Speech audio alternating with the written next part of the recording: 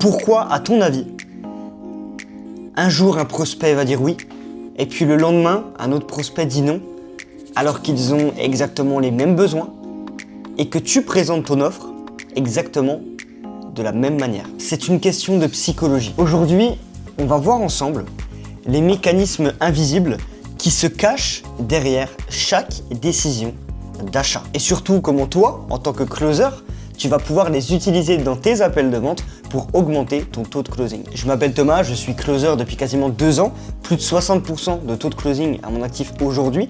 Donc si tu veux closer autant que moi, sans te parler de payer mon programme d'accompagnement ou quoi que ce soit, juste abonne-toi à cette chaîne, c'est totalement gratuit et ça m'aide énormément. Bon, pour commencer, le cerveau ne prend pas de décision rationnelle.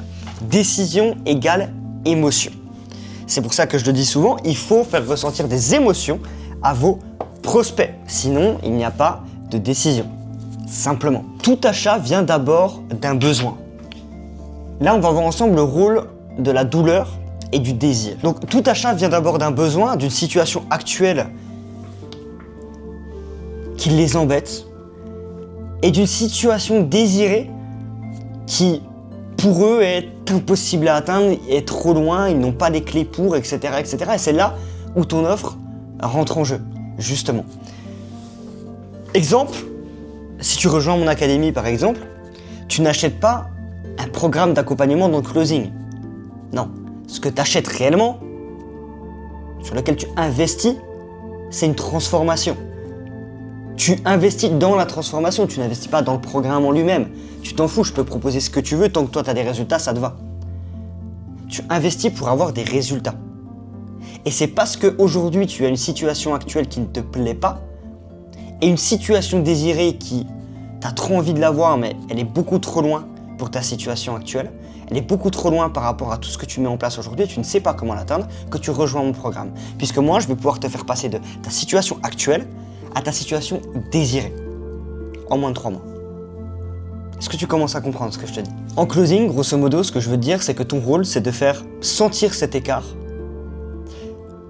de manière claire, de manière forte, en fait de manière surpuissante, simplement. Il faut que le prospect ressente au plus profond de lui que bordel, il y a un énorme écart et qu'il n'en peut plus de ça. C'est ça qu'il faut qu'il ressente. Il y a un deuxième principe que j'aime bien, c'est le principe de réduction du risque.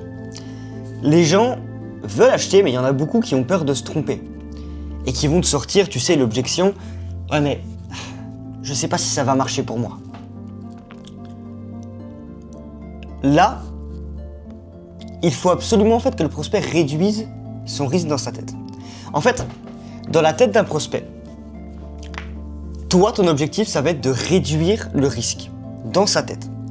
Plus le risque est bas, plus il passera à l'action. Tu vas me dire que c'est logique, mais la plupart d'entre vous, vous n'essayez même pas de faire baisser le risque dans la tête du prospect.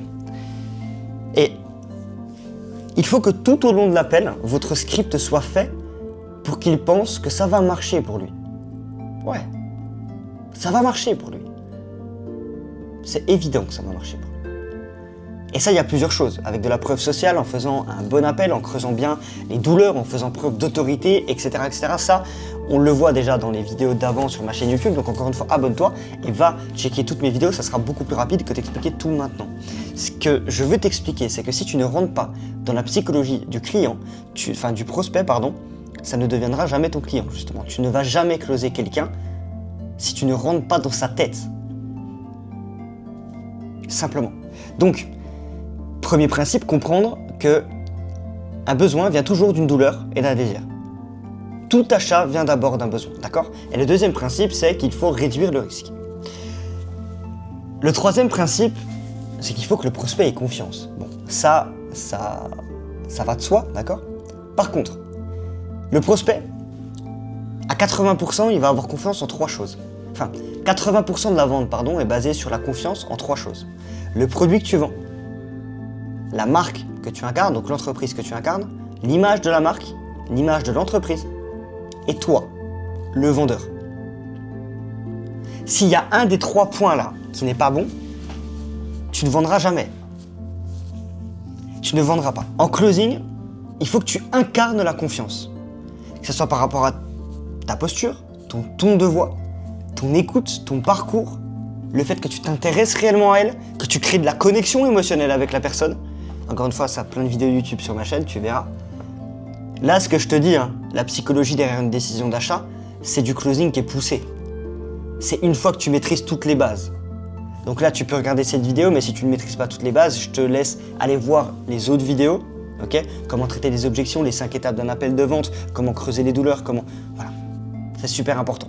Déjà, dans un premier temps, c'est le plus important. Si le prospect n'a pas confiance en toi, il ne te payera pas 2000 balles, 1000 balles, 3000 balles, 4000 balles, peu importe, ça dépend le prix de l'offre que tu vends, mais...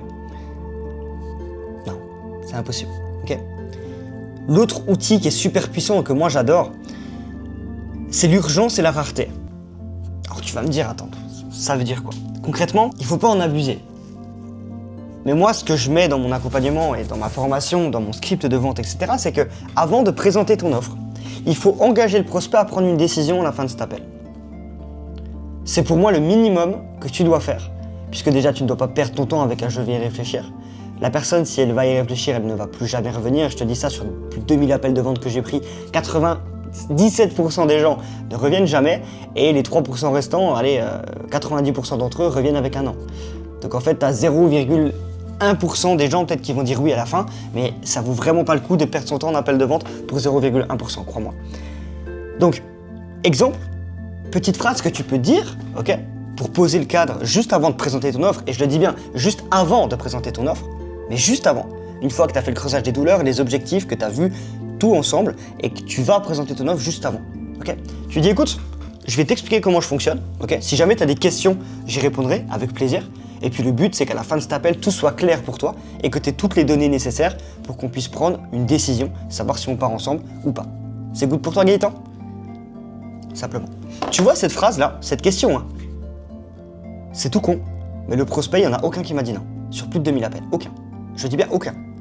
Puisque les gens ils disent ouais, ok, ouais, allez. Tu ne le brusques pas, tu lui dis justement qu'il aura toutes les données nécessaires pour pouvoir prendre une décision. Évidemment, tu ne prends pas une décision comme ça sans données, non. Tout est clair entre vous. Si qu'il doit prendre une décision, pas de surprise, c'est ok. Et rien que là déjà, tu renforces l'urgence de prendre une décision. Donc il va être déjà plus concentré dans l'appel, si je puis dire, mais il va surtout savoir qu'il faut qu'il prenne une décision. Et si tu fais bien ton taf, même s'il hésite un peu, il va se dire « Ok, est-ce que je laisse passer l'occasion ?» Non, impossible. Impossible. L'écart est beaucoup trop grand entre sa situation actuelle et l'objectif qu'il veut. Il va acheter, c'est tout. Sans deadline, en fait, t'as la procrastination du prospect qui arrive et mec, t'auras jamais de décision, tu vas closer à 20%, ça va être horrible. Ça montre aussi la rareté de ton offre, puisqu'il comprend directement qu'il n'y a qu'une seule chance de rentrer dans ton programme, et c'est maintenant. Donc ça montre aussi une forme de rareté. C'est pour ça que j'ai appelé cette étape de cette vidéo rareté aussi, et urgence, ok ? Encore une fois, s'il n'a qu'une chance pour changer sa vie et rentrer dans ton programme, s'il est vraiment hype, il va rejoindre. Ça pareil, pour faire une bonne présentation d'offre aussi par la suite, tu as tout ce dont tu as besoin sur ma chaîne YouTube. On va parler de l'effet miroir pour cette dernière étape, mais c'est l'outil indispensable pour moi pour vendre avec l'ego de ton prospect. Je vais te donner un exemple très concret, mais quelqu'un qui achète une montre de luxe, par exemple, une Cartier. Moi j'ai une Cartier Santos, j'aime bien Rolex aussi, je vais en acheter une l'année prochaine. Tu n'achètes pas une Rolex pour lire l'heure. Okay, tu peux très bien t'acheter une Casio. Tu achètes une Rolex, une montre de luxe, une Cartier, peu importe, une marque Piguet, etc. Pour le statut que tu auras. Dans la rue ou quand je croise des entrepreneurs, etc., ils la voient. Tu vois. Ils disent « Wow, putain, ça coûte 10 000 $. » Mais si tu peux mettre 10 000 $ dans une montre, c'est que potentiellement tu gagnes bien ou voire très bien ta vie. Que tu réussis un petit peu, en tout cas dans le business.